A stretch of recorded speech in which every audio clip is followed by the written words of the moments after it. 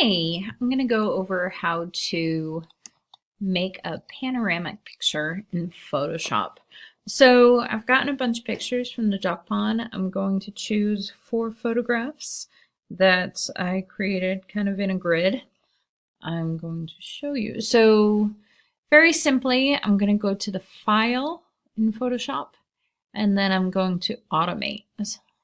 From there, I'm going to go to Photo Merge, and let's see how it looks.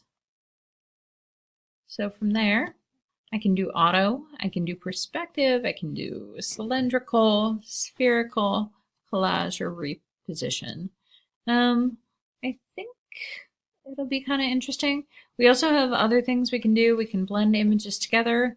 We can get a vignette removal, which means get the edges to be a little off if they're off. If there's any geometric distortion, you can correct that as well. And then content-aware fill transparent areas. That means that if there's any areas that are white or aren't completely filled in, what Photoshop will do is kind of figure out what the missing pixels are by looking at the photographs. So I'll just do auto for now and see what it looks like. From there, I go browse, and I scroll down to my photos. I can see pretty quickly what I did. I just kind of scroll down to the very end, and I believe, if I'm not mistaken, here's the pictures. I'm going to press Command click for those 4 photographs that are next to one another. I press open, and then I say OK. From there, I kind of let Photoshop do their magic. It's going to analyze all the photographs kind of behind the scenes. So it takes one and it says, okay, how will it fit with the other one? And so just you have to be slightly patient with this portion of Photoshop. As you can see, there's that little magic wheel kind of figuring it out. So it's aligning layers just like it did with HDR. It's taking one photograph, aligning it with the next photograph, and then align it with the third and then the fourth, and you'll get one large copy if all works out well. And again, it's not an exact science. Some people didn't use a tripod, so it might be a little wonky, but it can be kind of cool. So let me just pause this while it works, and we'll go from there. Generating the output panorama.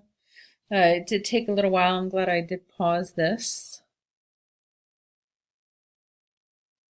It analyzed all the images, and now it's outputting something cool. Let's see what it looks like. Da-da-dum! Blending selected layers based on contents. So it's just analyzing all the stuff. La la la. I know, the suspense is killing me too. Creating seamless composition. Oh, it's coming. Oh, and it kind of got distorted, but it actually looks pretty cool. So I would not have been able to take this photograph on my own with just one picture, because if I took just one picture, I was able to only get this left part or only the right part. As you can see on the right-hand side, Photoshop made some masks, which is super cool. They did masks for you. The other option you can do too, if you would like, is to crop it. And you can kind of crop it to, you can do whatever you want. You can do 11 by 14. Well, actually, I would just crop it.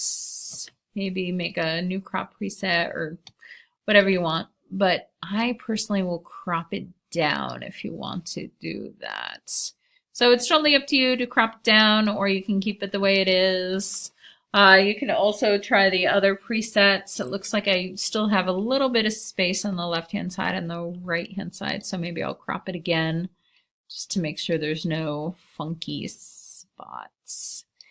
And then from here, again, as always, you can do things like brighten it up maybe what I'll do is what I would want to do first before I brighten it up is I would want to merge the layers. So I go to Layer, Merge Layers. So it's just one background thing.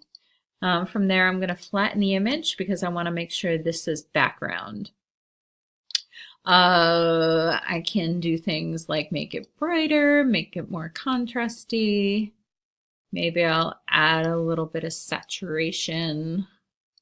Totally up to you. You are the artist. You can also do whatever it is you want to do to make this as good as possible. Once you're done with it, save it as last name dash first name dash Panorama 1, and then do another one. Okay, so that is how you do a panorama on Photoshop. So again, we just went to File, Automate, Merge to HDR Processing. We then chose 3 photographs or 4 photographs by pressing Command click, by going to the photos, and then we chose the photographs and pressed 1, 2, 3, 4, and then open, and then from there press OK, and then just have it go through the process. Okay, good luck. Hope you have a great time with it.